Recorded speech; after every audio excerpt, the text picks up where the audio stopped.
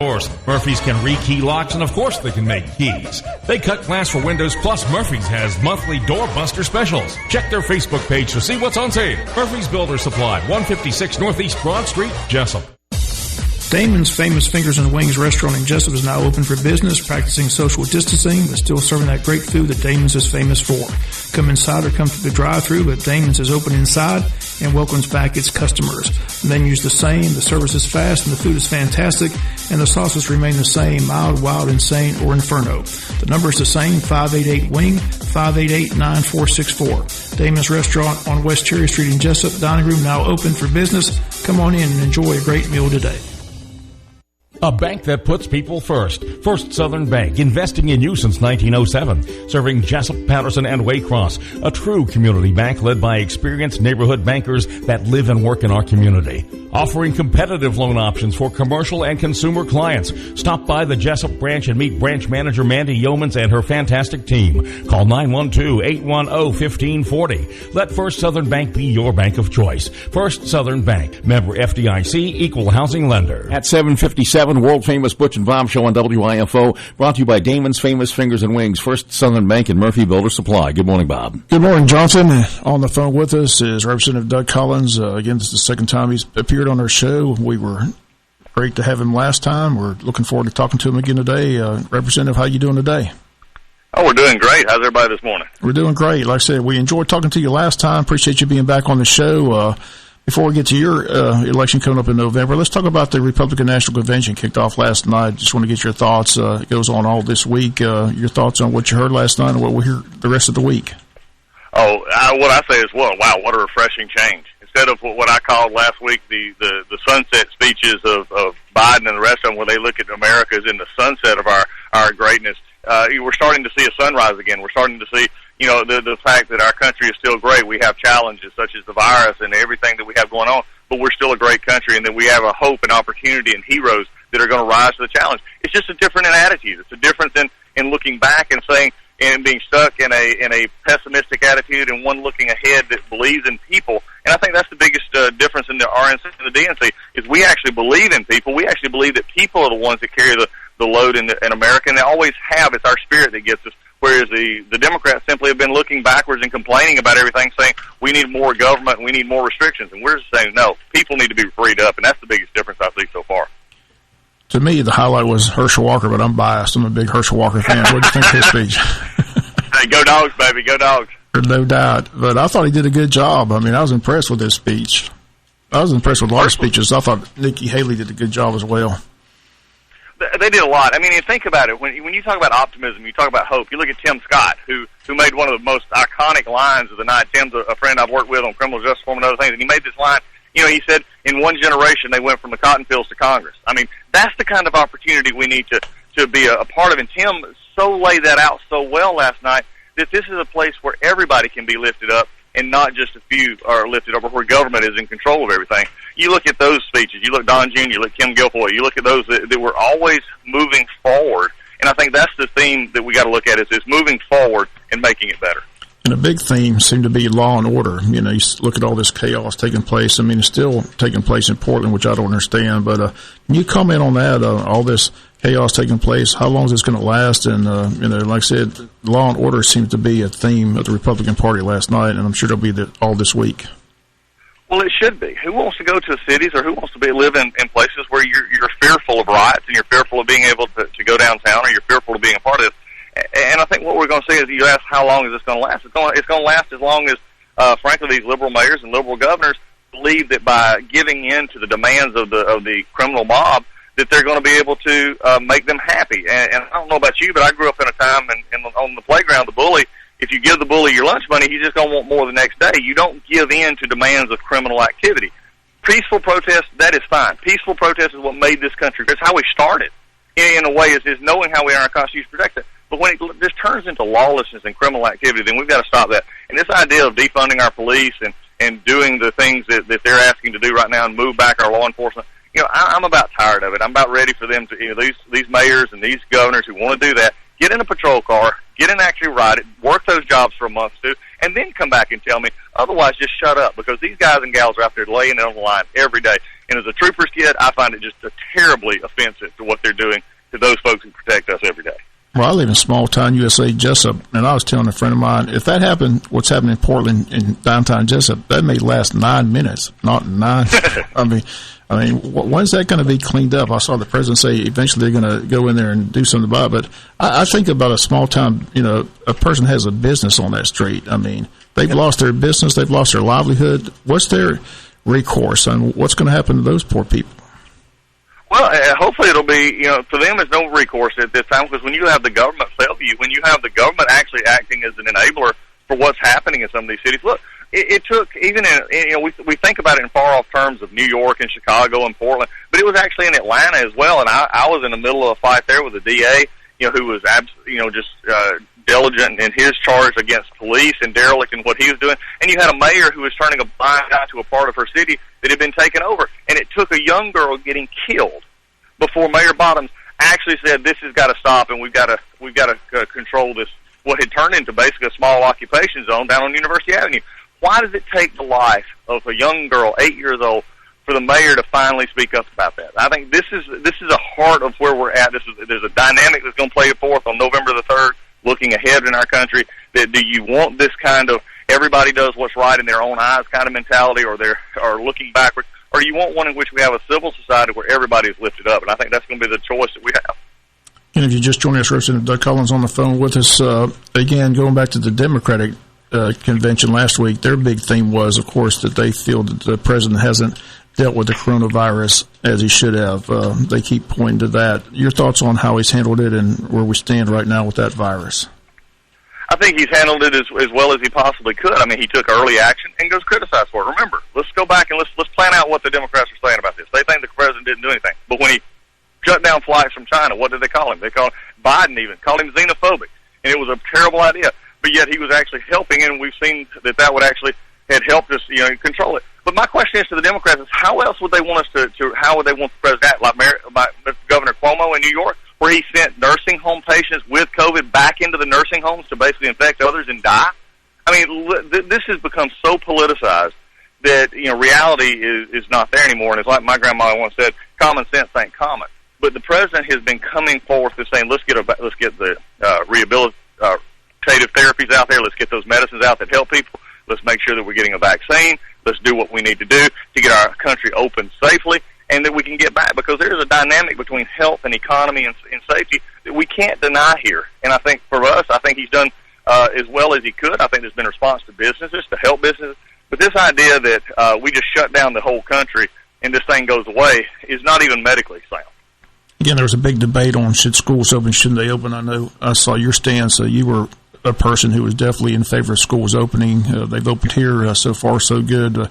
Why was it so important for you to be in favor that schools need to open up?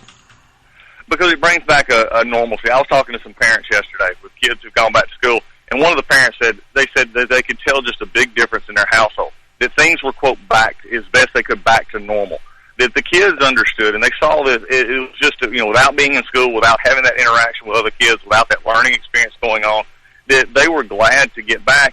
And it's a part of our, just a frank fabric of our society, but it's also an economic issue, because we've got to continue to help open our businesses back up, get our economy going. And if parents have kids at home who are having to do virtual learning, or schools are not open, it affects not just the schools, it affects everybody. But I want to take it a step further. My wife just retired from teaching after 30 and a half years.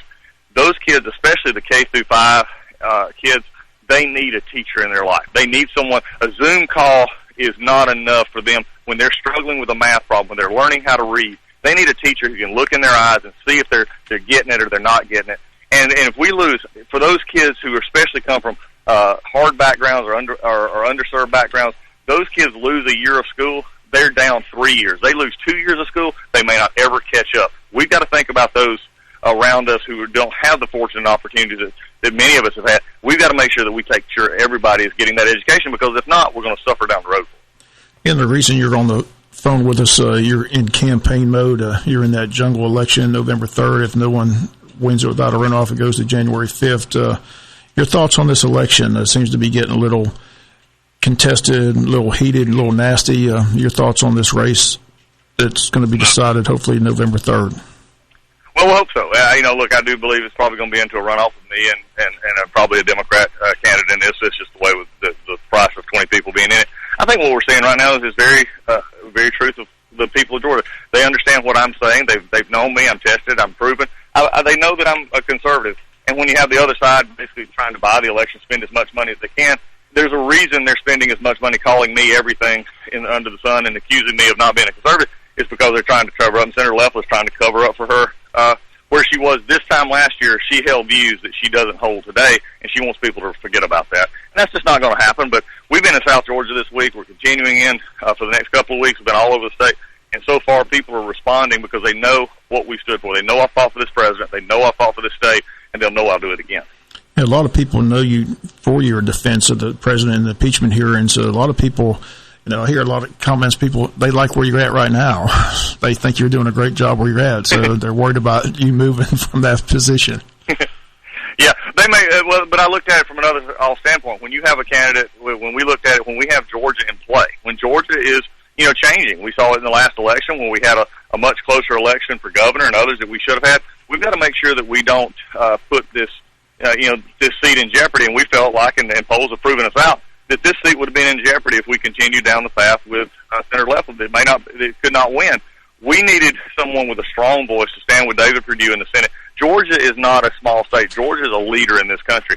And we need someone who can take what we've done in the House and make it to the whole state and bring us all together again, once again, as agriculture, urban, suburban, ex-urban areas, and make sure that we have a voice that is speaking conservative values in ways people that can understand and from a history of doing so. So for us, it's a move that was looked at from where Georgia is right now and what we can do from that perspective, and now backing up, because this Senate seat is a powerful seat that we need to continue to keep in the Republican conservative column.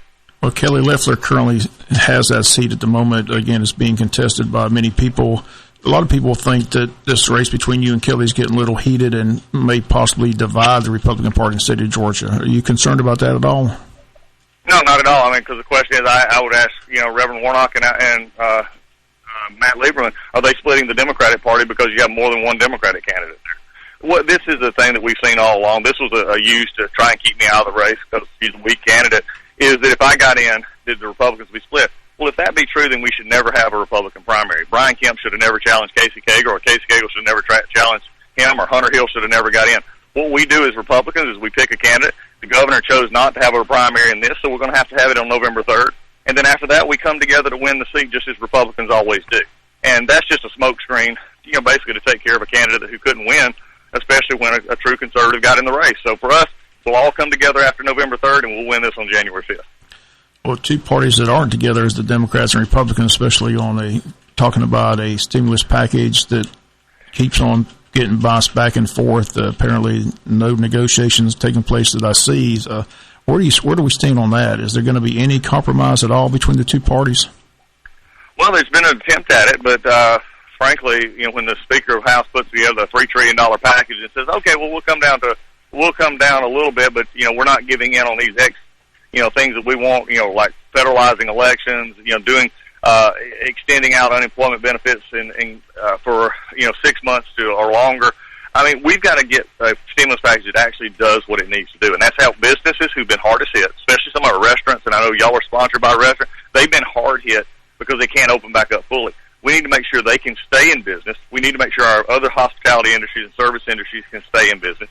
We need to make sure that our schools and our universities have the equipment that they need so that they can open up safely. But what we don't need is to continually feed an economy that would actually discourage people from going back to work. That's the unemployment side. That's the other issues. We need to get people back in the workplace, get our businesses going, and not discourage that. Right now, frankly, guys, this is a political issue, and it's going to be solved with probably not solved before November 3rd. There's going to be a CR or something put together where they try to throw everything together. The reality is we've got to get back to actually governing. We actually got to get back to saying, how much have we gave the state? Do they still have money left? Let's free them up to let them use those funds in different ways. But we don't have conversations like that right now. I talked to our Congressman, Buddy Carter. He said that first stimulus check, a lot of that money still is out there and no one knows where it's at. What's that about? Well, it is. Well, a lot of it was sent out in a quick fashion. We had, I actually have an experience in my own family where a family member passed away last year, and the family got a check for the family member who passed away. and we've sent the money back, and they did what they were supposed to do. But we're seeing a lot of this, and then some were sent overseas, some were, we've asked for those to be returned because they were never supposed to go. So, again, when the federal government tries to do something quickly, it typically doesn't work out the way it is because of the inefficiencies in the system. And that's what happened. We spent almost $3 trillion in what was the equivalent of a month, and we set up programs that were from scratch to get going in less than 10 to 15 days. So there were some issues with that, and at this point we've got to examine where that money went and how we can actually make sure that, one, it gets back to the Treasury if it didn't need to go out, but also not do it again. That's a big problem the federal government has. We make a mistake, and then sometimes we just double down on it. Another big story in the news, again, this election coming up in November, a lot of people want to vote. A lot of people are going to vote by mail, the Postal Service and the mail-in voting. Where do you stand on all that? What's all that debate about? Well, you talk about, we talk about a lot of things. You talk about the most made-up debate that's ever happened. This was a made-up debate. I guess they were just unsatisfied that the Democratic Convention ended on Thursday night because, the Speaker came up with this idea that we need to put all this more money into and claiming that the President was trying to tamper with the elections on mail-in balloting. Look, let's make some very clear, truthful statements. The Postal Service is not going bankrupt. It has enough financial solidity to be up till August of next year, way past the elections. They can handle an uptick in voting, absentee ballots, and others that are coming in. This was, some of the rhetoric around it of closing down individual mailboxes and having them moved, some of those pictures were from 2015 and 2016 where they were actually remodeling some places. We've got to get back to an honest election in which you don't have the politicization of our mail. They're just simply trying to use it as another way to get at the president to say he's trying to influence an election. The reality is, in Georgia, if you don't want to vote in person, you don't have to. You're registered to vote. Then you ask for your absentee ballot. It'll be sent to you. You send it back in safely. Your vote will be counted. And I think people need to be aware of just the reality and not the rhetoric. Another question people have about the Second Amendment, people's rights. Talk about that. That's pretty easy for me. I'm an old troopers kid. I started shooting when I was a kid. For me, gun control is simply hitting what you shoot at. And, we make it so hard. But, I'll contrast that. You may mention my Senate race. My Senator Leffler actually partnered with Michael Bloomberg last year when she owned her WNBA team to advance a gun control agenda. That's the difference in this race. That's why people are looking at this and understanding what we stand for, is that the Second Amendment is something that we have. It's our right. And as someone who carries a right regular myself, it's not one that I'm going to back up on, and I'll never partner with an organization that wants to take away those rights. You mentioned you're out campaigning. With the COVID taking place, how's that work? Are you going to gatherings, or are you doing a lot of mail? How's it work? A little bit of both, but we started getting out in the last couple of months, and we've been in and out this week. And we take precautions, and we, when in gatherings, especially if we're in smaller places, we use our masks, we do the things we need to. But people are really wanting to get back out. They're wanting to be a part of the system. They're wanting to see this. So where we're going, we've had, good response from folks who want to come out and see us and talk to us. And we're very cognizant of the virus and making sure that we take precautions as best we can. But it's been pretty humbling to watch people come out who want to be a part of the process all over the state of Georgia. And it's different in different areas. The more rural areas, your people are more apt to come out. In your more urban areas, a little more hesitancy, but we've seen some very positive responses. It makes it different. We do a lot more calls. We do some more mail. We do some more social media, but we still have that interaction with people. $64,000 question in this race. Do you think the president will endorse anyone in this race? I know you and him are good friends. Yeah, I don't have to worry about that. He already told the governor 5 times he wanted me. And so, it's not really hard, that, and he's made his preference known, and so he's saying, he's doing what he needs to do, and that is win the presidency again. I need him focused on 4 more years.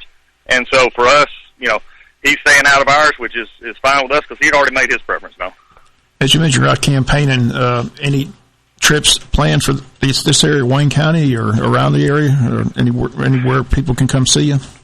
We'll be back in around Jessup later on this, I think Lord in September. Right now, we're going to be in over the next few days, just to give you an idea, we're going to be in Dublin, we're going to be in Tipton, we're going to be in Pelham, we're going to be in Bainbridge, we've been in Thomasville, we've been in Douglas, was in Douglas just yesterday visiting. So we're going to be making a lot of tours, and they can go to our DougForGeorgia.com, and they can find out where our public events are going to be. Well, I'll tell you, we thoroughly enjoyed having you last time. We enjoyed this time as well. Again, hopefully you'll be a regular on our show. We're glad you're on the world famous Butch and Bob Show. And I got a lot of great comments last time you were on the show. I'm looking forward to seeing what the comments are this time around. But again, we appreciate you taking time out of your busy schedule. I know how busy you are up there in Washington. A lot going on. And is there anything we need to discuss that we haven't hit on? Anything you want to talk about? No, I just want people to get involved. I mean, it's great to be on y'all's show. I want to be on more regular. Amanda will work that out. We can make sure we can have that happen. But I want people to look up, because if I leave anything with this morning, I want people to, no matter what's going on, remember that our country has been through far worse than where we're at right now. And if we keep believing in people, and I as a conservative believe in individuals, then we're going to see our company come back, our country come back. We're going to see our folks come back. And as we get back to normal, we'll remember that spirit that's inside us. And I'm on that optimistic outlook, saying, our best days are ahead of us. Well, one final thing before I let you go. Again, we're trying to line up. We'd love to have President Trump for 5 minutes. So since you're good friends, can you slip him our number and tell him we'd love to have him? That was a possibility. That would be an even harder rack than me, but it will always be a push for Butch and Bob. You just slip him the number. Just tell him anytime he wants to call, we'd love to have him. But again, we thoroughly enjoyed having you again. We look forward to talking to you again. Wish you the best of luck in the campaign. And again, thanks again for calling in. All right, y'all have a great day. Take care. Okay, thank you very much. Again, those comments Representative Doug Collins, again, call in from Washington, D.C., again, in this jungle election. Asked Jonathan why they call it jungle. He said because there's so many people in it, right? 25 people in it. So from both parties. Both parties. And then, like I said, if there's not a definite winner in November, it goes to January 5th is what I'm reading. I believe so. Is it 23 candidates? Is that the number? 28? I thought 25 is the last something like that, yeah. There's a bunch of people on the ballot, so it'll be a wild election in November. There's going to be a lot on the ballot in November. So, those 28 names, they're all going to be listed in that one race. So be interested how it all plays out. But again, we appreciate him being. That's the second time we've had him on the show. Yes. Like I said, kind of a straight shooter. No holds barred. He answers every question you ask. So we appreciate him calling in, and hope you enjoyed it. And we'll be back to wrap up the Butch and Bob Show after this. And then along came Walker Jones. Sizzling savings are going on right now at Walker Jones Chrysler Dodge Jeep Ram's summer clearance event. That's right. August is time to clear the decks with 20% off MSRP on every 2020 Ram 1500 Crew Cab and Quad Cab in stock. Or choose 0% for up to 72 months. Like the sound of 0% for 72 months? You've got it. On select 2020 Pacificas, Durangos, Jeep Renegades, Compass, Cherokee, and Grand Cherokee. And this special rate has no payments for 90 days. Walker Jones, Memorial Drive in Waycross, and online at WalkerJonesChryslerJeepDodge.com. Some restrictions apply. See dealer for details. Special APR is with approved credit from Chrysler Capital. Ends 8/31/20.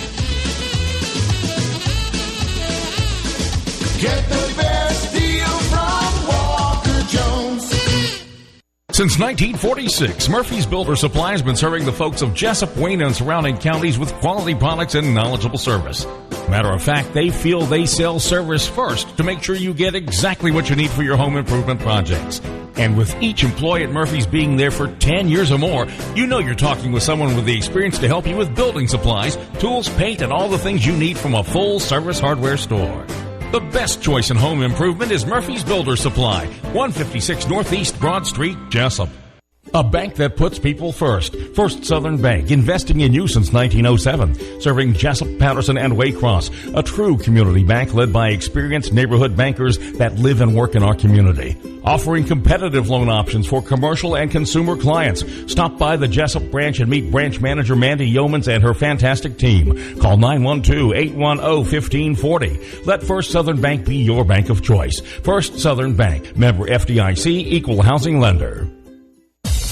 Damon's Famous Fingers and Wings restaurant in Jessup is now open for business, practicing social distancing, but still serving that great food that Damon's is famous for. Come inside or come through the drive-thru, but Damon's is open inside and welcomes back its customers. The menu's the same, the service is fast, and the food is fantastic, and the sauces remain the same, mild, wild, insane, or inferno. The number is the same, 588-WING, 588-9464. Damon's Restaurant on West Cherry Street in Jessup. Dining room now open for business. Come on in and enjoy a great meal today.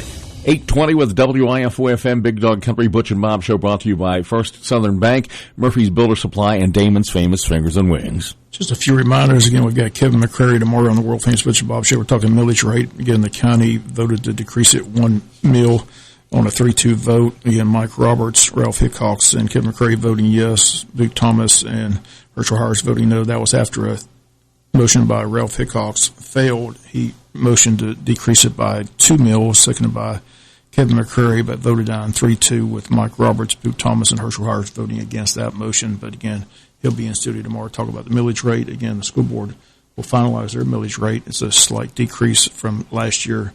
So again, taxpayers should see a decrease in their tax bills when they come out later this year.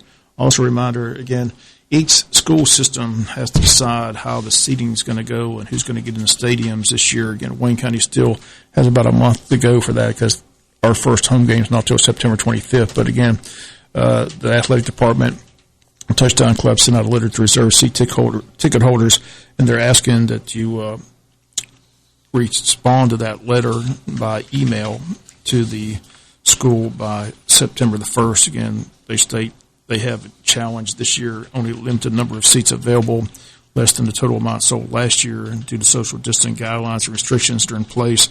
They ask you please understand they've been diligently trying to find a way to keep all the current owners' seats available.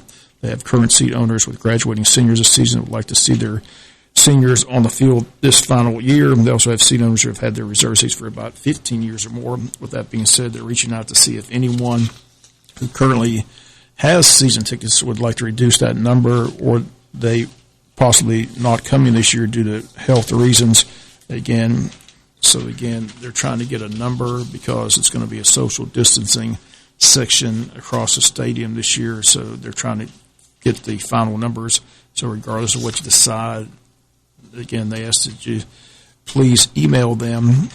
The email is wchsyellowjackets912@gmail.com. Again, that's wchsyellowjackets, all one word, 912@gmail.com. Again, next year it'll go back to normal, but again, they're asking that if you have a number of season tickets and possibly not using them all, to let them know.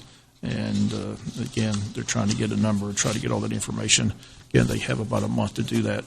Again, our first home game not till September 25th. So again, if you're a season ticket holders, again, they ask that you get that information to the school by September the 1st. And that's going to do it for today's world famous Butch and Bob Show. Again, appreciate Representative Doug Collins joining us this morning. Again, that's going to do it. Have a great day. Stay safe.